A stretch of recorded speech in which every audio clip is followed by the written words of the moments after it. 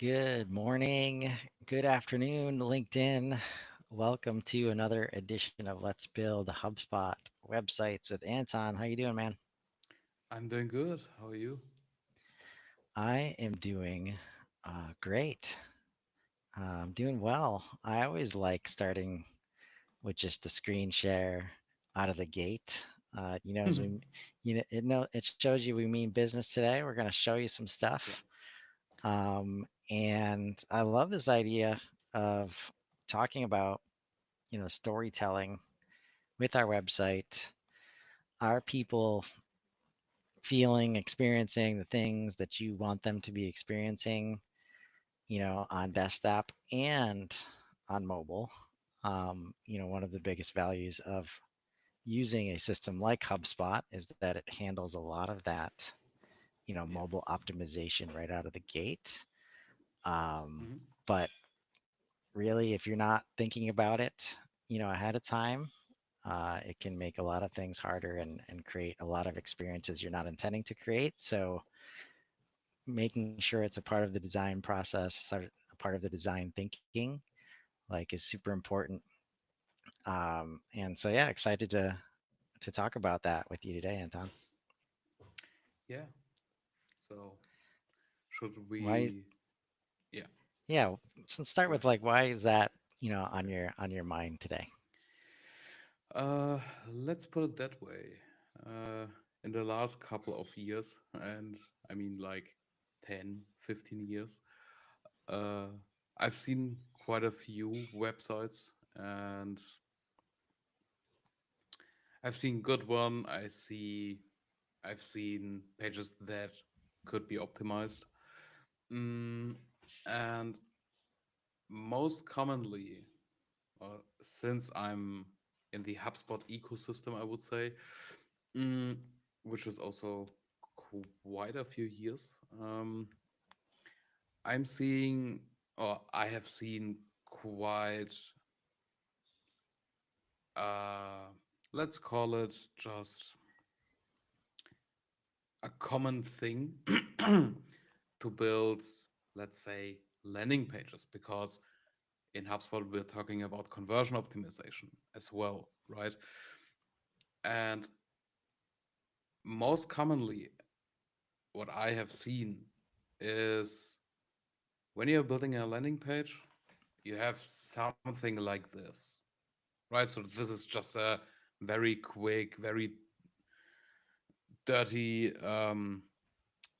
layout in Figma, but it summarizes a general landing page, right? So you have a header with your logo. Best case, it's not linked, so it's a dead end in this thing. Mm, then you have a headline, maybe a bit of text, bullet points, something. And most times I've seen just a form on the side, right? And this is great for conversion because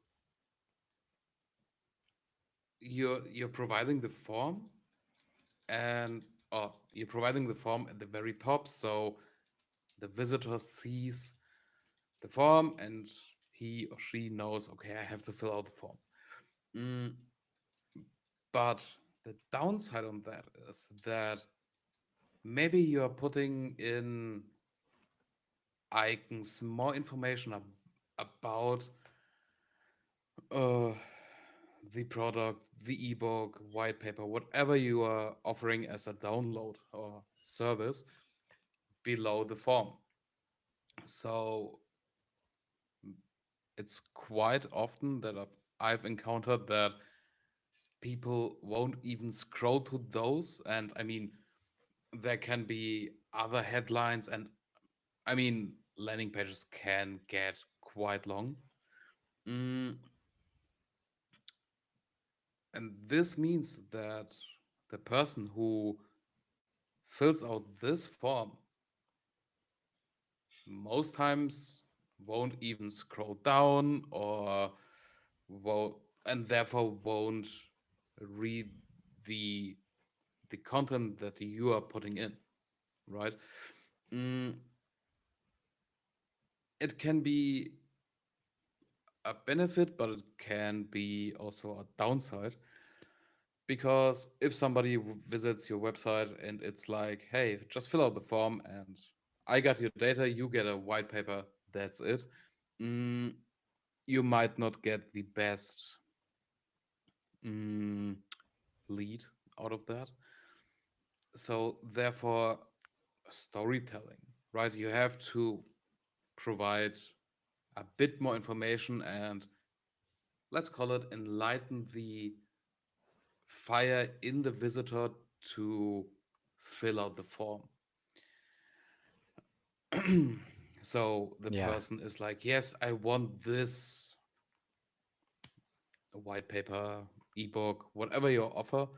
Mm, I want to be part of it, or I want to have my benefits from this thing. And therefore, what I'm what I've recommended to all the companies I've worked for, mm, and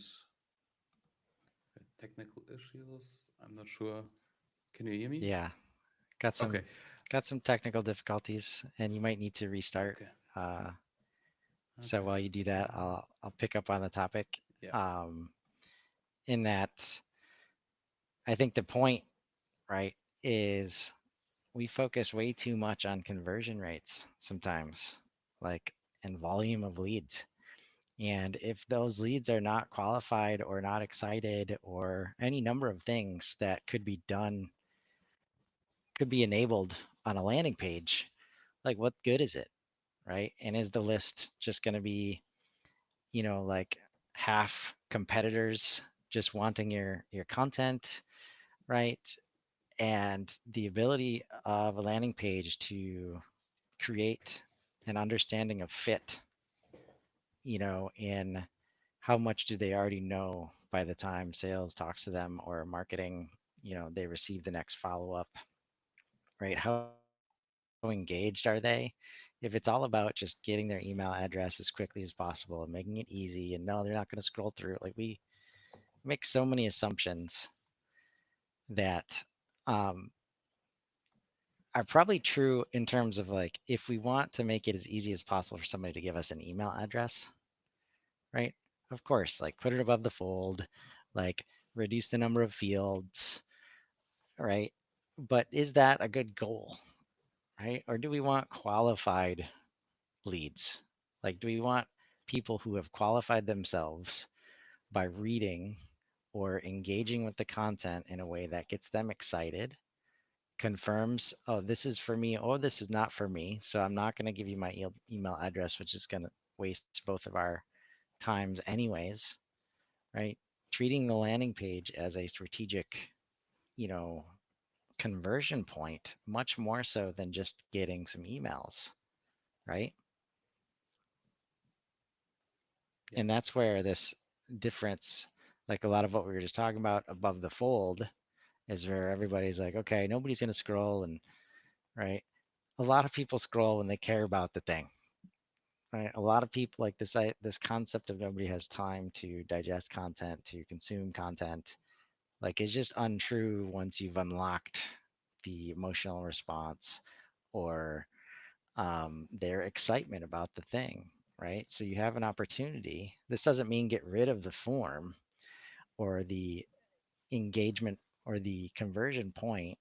I think one of the keys is as they can consume content or consume the story, whenever you think they're going to be ready to convert, that it has to be on screen at that moment, right? This is why, like, headers that are persistent, right? That scroll with you. Like, this is why CTAs happen like in between sections and not just at the top or the bottom of the page, right? So, taking all these things into account to help, you know, be able to tell that story, but also try and engage like, okay, this is a common point where people will get excited. So, let's have a button, right here that takes them to the form that we want them to fill out. So all of these things like are we're saying should be taken into consideration. Like if you want better, you know, like higher quality conversion, not just higher volume, right?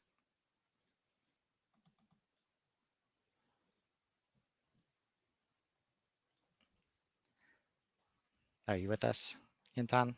Yes, I'm here. I'm listening.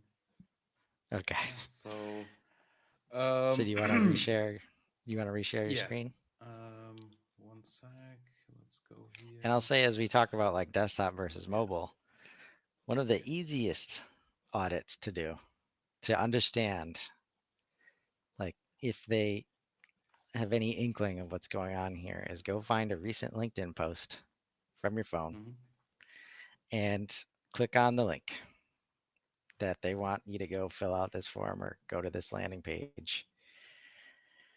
And you'll tell very quickly, okay, this is Mm-hmm. mobile optimized or it's not.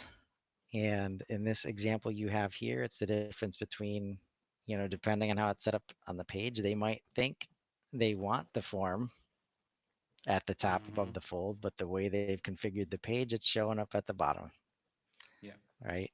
And there's things like that that you can tell. Of course, images cut off, like super small, print.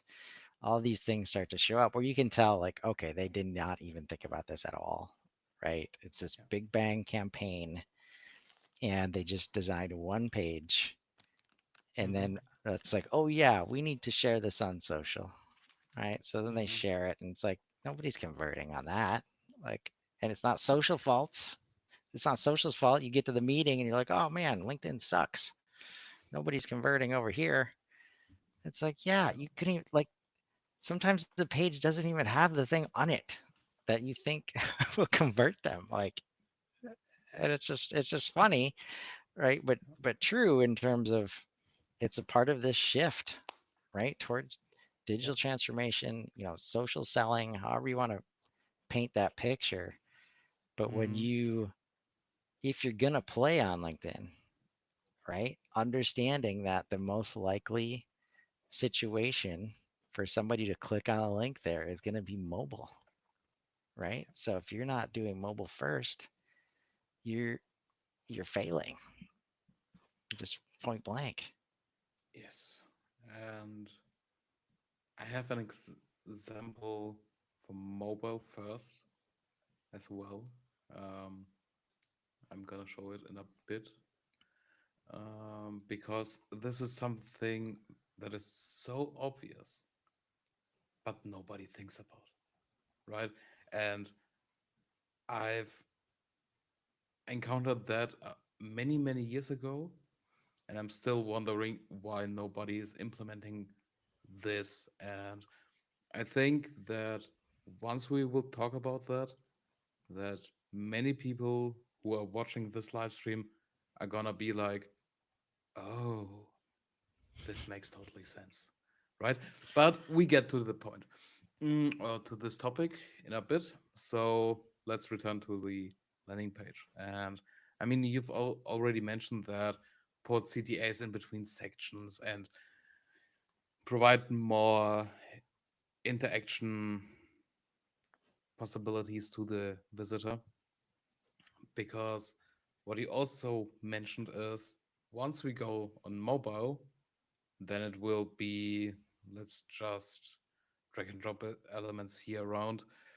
So it's gonna be something like this, right? So um, something like that, right? Let's remove the footer, but you get the point, right? Yep. And this doesn't solve the issue that the content that you've put much energy into stress. I mean, we all know that launching a website can be, um, yeah, a bit stressful. And also you have to think about like the mobile sizes, right? So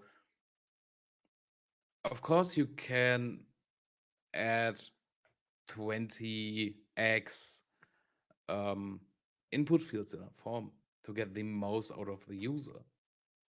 But does it make sense? I'm not sure, right?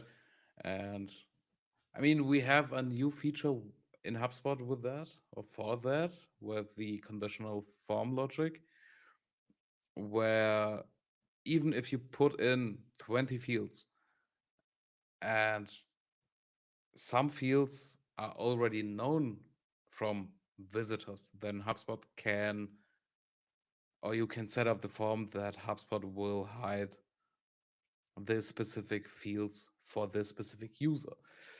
This is one thing, but in my opinion, it should the form should always correspond to the outcome that the visitor or the potential lead will receive, right?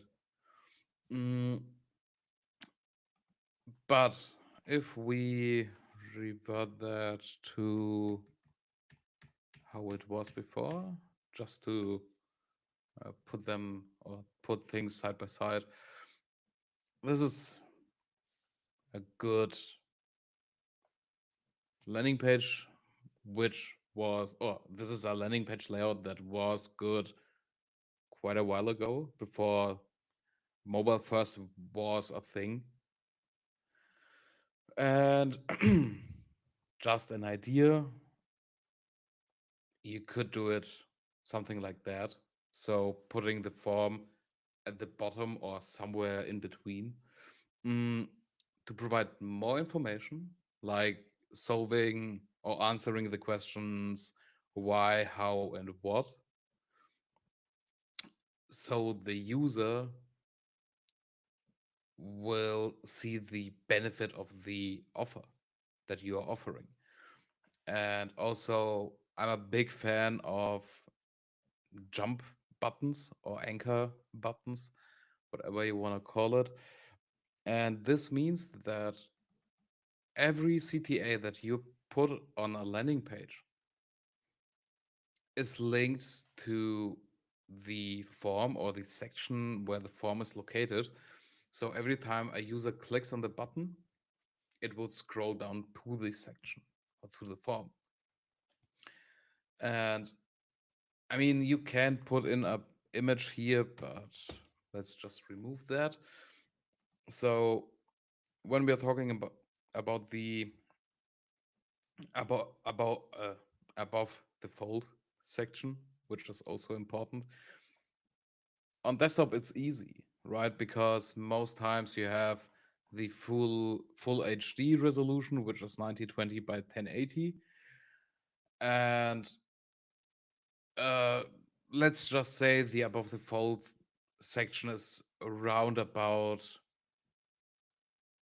850 to 900 pixels because you have to calculate the bottom bar, the top bar of your screen, right? So right around 850 to 900 pixels is the above the fold section. Mm, and if we are talking about mobile, it's a whole different story because almost every mobile device has its own resolution. And since you have also landscape or portrait mode, right? Because you never know um, how your visitor will look on your website. Sure, most likely it's in portrait mode, so vertical. It's a bit easier for you to create landing pages. But let's just say we have something like this, and then we have those elements again. And we just see that even this small thing has a height of around 860 in this example. I mean, uh, let's just decrease the space between them to 40, let's say 750 pixels. If we create an iPhone 16 Pro screen, this means that without buttons, those three key benefits only are one scroll, right? So, sure, you can do this. Another thing that you can do is let it be um, like horizontal and make it maybe a bit smaller. You get the idea, right? And then I'm not talking about putting three elements on mobile side by side, but what I'm talking about is let's put it just here Right. You can create and carousels maybe, and yeah, provide a slide element with arrows in terms of um my camera yeah, went being able to today. swipe back and forth Yeah, like between swiping because elements. you're saving space. And mm, so first thing, and also um, 1 second. So Yeah, I think this like hopefully helps people understand all the different variables, in play and yeah, why you want to. Now, there's a line between making sure it works on every single device available in the world yeah, and picking, the more common ones. This is where we come back to the idea of understanding your audience. What devices are they yeah, probably using? Um, something I used to run into all the time is you have these marketing and design teams working together and everybody's sharing it on this 34-inch, or everybody's got this huge screen that they're looking at stuff on. And then the end user audience is going to be looking at it on 13 to 15-inch laptop screens. And they're missing like half the page, or it's super small, or all these things show up. And that it's like, yeah, it doesn't look as good for all the people that we need it to look good for. And it's not their fault, designer. Like, not everybody's just going to go out and get a huge screen, or like we're certainly not going to judge them for not having one of those screens, which you can get that feeling sometimes yeah, from creatives. And so yeah, understand your audience, and also these elements, the way that they can change. Like, this is a common spot when you start to play with margins and padding and all the things that you're used to using in places like WordPress to get it exactly how you want it. When you're using a system like HubSpot, where it's automatically doing things for you to go from desktop to mobile and trying to optimize, like if you're not defining those things between desktop and mobile, like a negative 100 margin might make it look perfect on desktop, but then if you haven't adjusted that for mobile, now all of a sudden it's completely blocking the thing above it. Yep.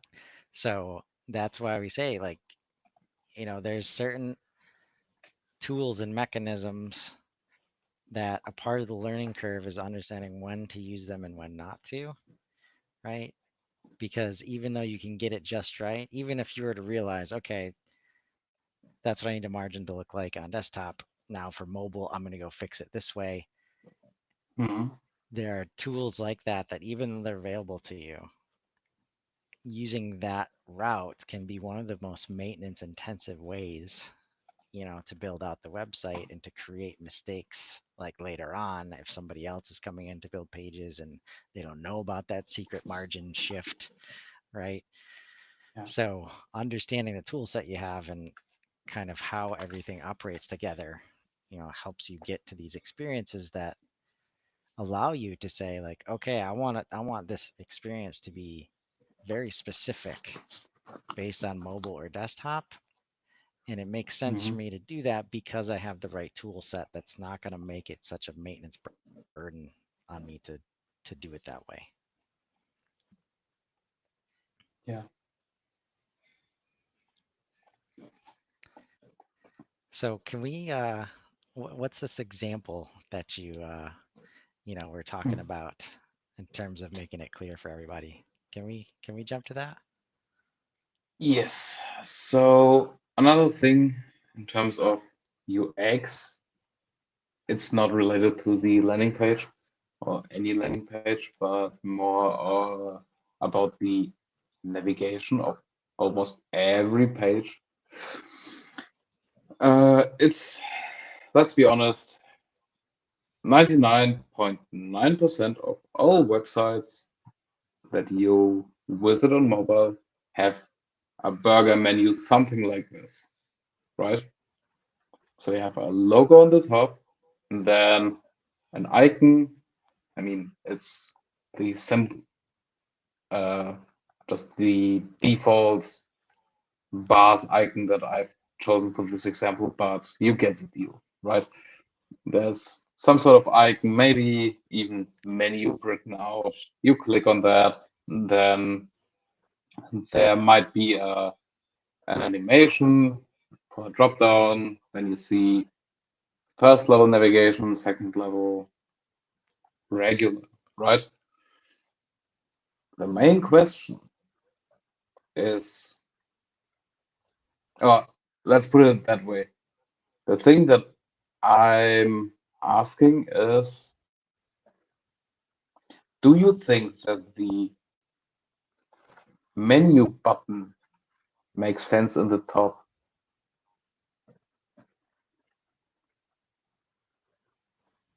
Hmm.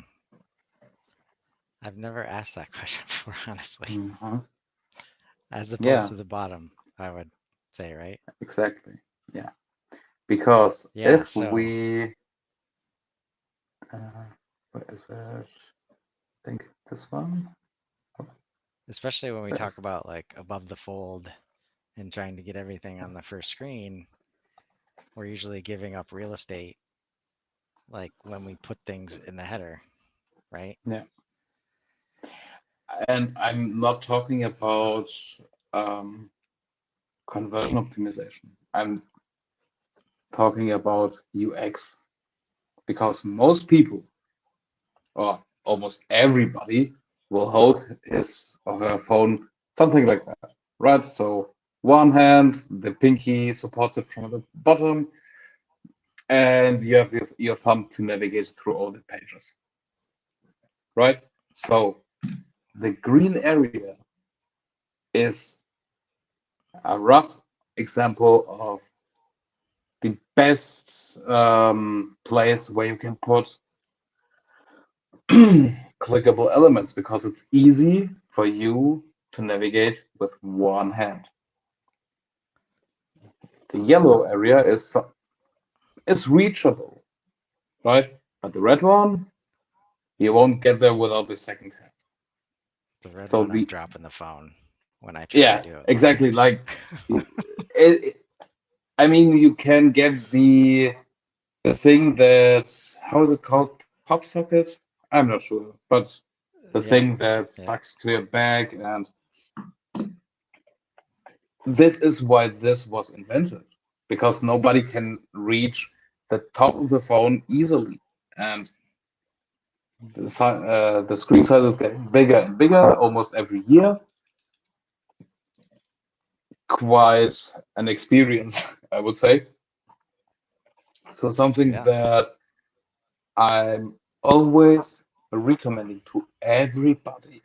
And I've done that with my website. So on Graphispot, or when you visit Graphispot on mobile, you will see something like this. So I have done, I'm not a big fan of a new nav, but I have a bar here. which holds just the icon, and this thing here holds only my logo. And my logo, I've designed it that way that it can be a square. So it's something like this right now, because what I'm thinking of, or what I'm working on, better to say, is, and what I've done in the past already, I've created an app-like navigation for websites. So this means that you can put in something like an envelope icon for contact. You can create maybe a shopping cart icon if it's something that you are providing as a company. Mm, Also here to link to your products, right? So create shortcuts to websites or pages of yours, um, before you put in, let's say, the full build navigation that is available on desktop. And from a developer's perspective, yes, it's definitely more work to implement something like that.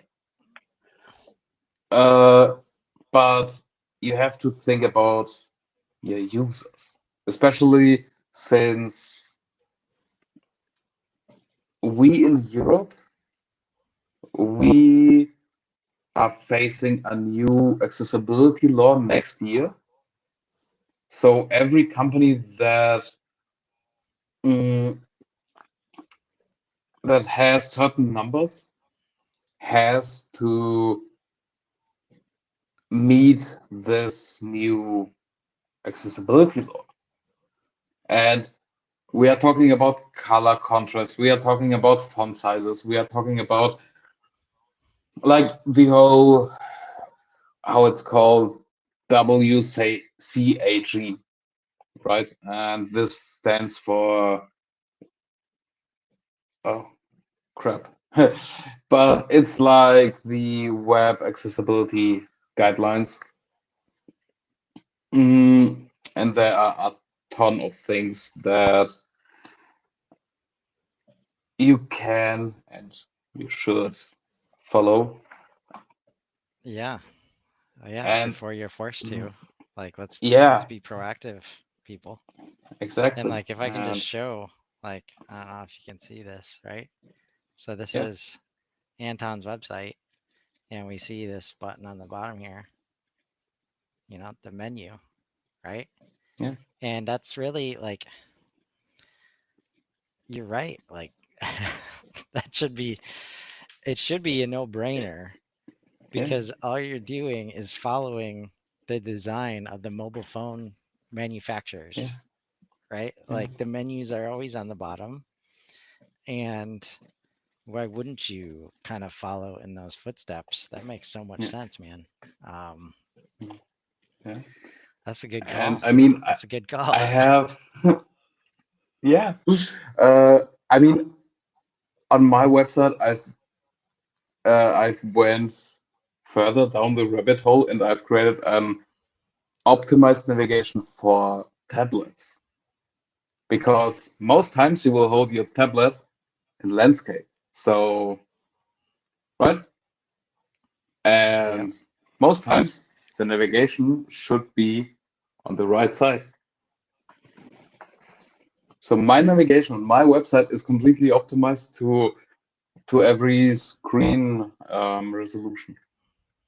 So desktop, it's learned, it's in the top, right? But I'm starting to see, I'm seeing like navigations put on the bottom or on the left, like mine, because then you have a lot a lot more space for content, right? Yes. On tablet, it's mostly either on left or on my website, it's on the right side, but it could also be on the left side. and on mobile it's in the bottom because you're Yeah. navigating your tablet also with your thumbs or maybe a stylus or pen or whatever, and it's just more convenient to put them somewhere in the sides because the navigation, I mean, sure, it's an important element, but it shouldn't be that, let's call it just dominant, Right. right? Yeah. And put No, I the, think you're getting at an important point, which is like getting in the shoes of the user, yeah, right? Of what they're doing, when they're doing it, what's actually possible, um, and really understanding. And again, this is where we come back to like, if you're not trained or you don't do this every day, like trying to capture all of these things, these variables, and do them well on a website is challenging. And no matter how out of the box, drag and drop, what you see is what you get, whatever you want to say between, oh, it's so easy to build the website, right? Like working with somebody that is in this every day, that is keeping up with regulations, and accessibility concerns, but also the way that the rest of the things in the user's life, right, are changing, like this mobile device concept.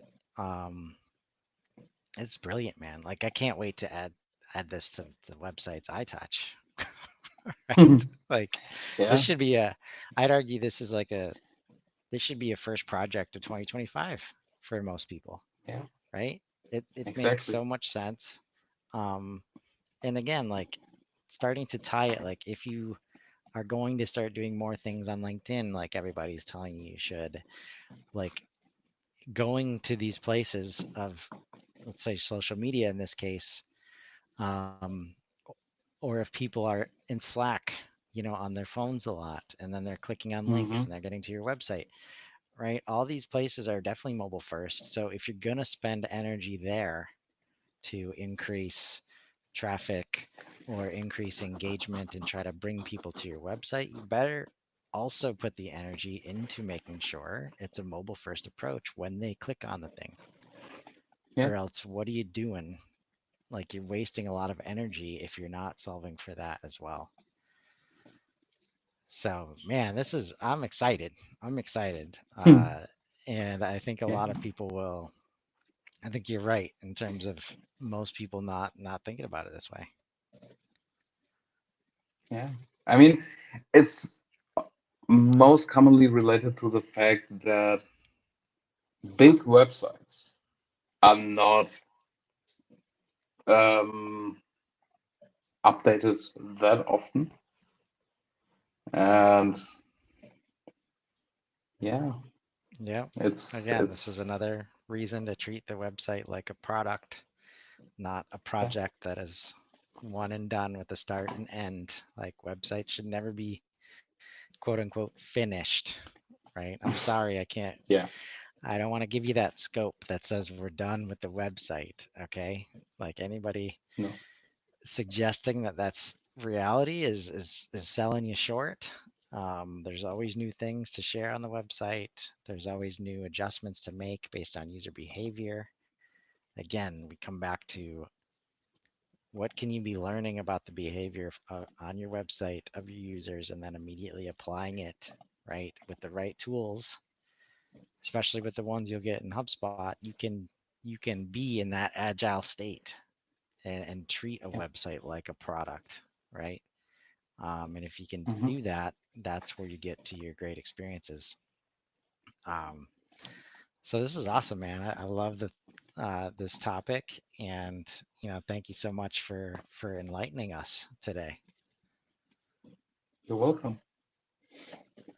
So until next time, if you're thinking about Yeah, your mobile activity and your conversion rates and all the things that you're planning for 2025, you just got a piece of gold there with moving your mobile menu to the bottom, just like it is on the operating system of the phone that they're also Yeah. using.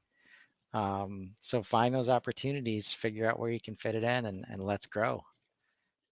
Have a great day, everybody. Yeah. Yeah. Have a great one.